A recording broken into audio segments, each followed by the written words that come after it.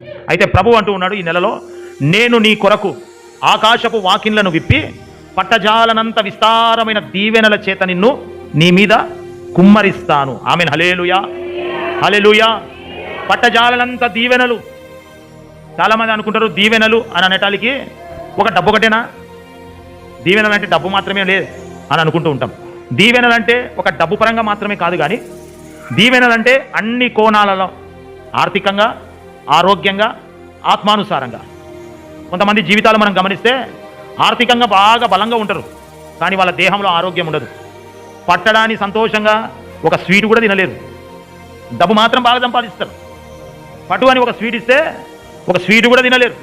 అని అంటే ఒక ధనము మాత్రమే కాదు, ఈ ధనము అనుభవించాలంటే నీ శరీరంలో ఆరోగ్యం ఉండాలా. ఆమెన్. హల్లెలూయా. నీ శరీరంలో ఆరోగ్యం ఉండాలా. ఈ ధనము అనుభవించాలంటే నీకంటూ ఒక కుటుంబం ఉండాలా. నీకంటూ నీ పిల్లలు, నీ భార్య, ఒక కుటుంబం ఉండాలా. అయితే ప్రభు అంటున్నాడు, నేను ఆకాశపు వాకిన్లను విప్పుతా. ఆమెన్. హల్లెలూయా. విప్పి ఏం చేస్తావు ప్రభువా? ఇదిగో విస్తారమైన దీవెనలు, విస్తారమైన దీవెనల చేత నేను నీ మీద కుమ్మరిస్తాను. ఆమెన్. హల్లెలూయా, హల్లెలూయా. ఈ వాగ్దానము ఖచ్చితంగా మనందరి జీవితాలలో యేసు నామమున నెరవేర్చబడును గాక.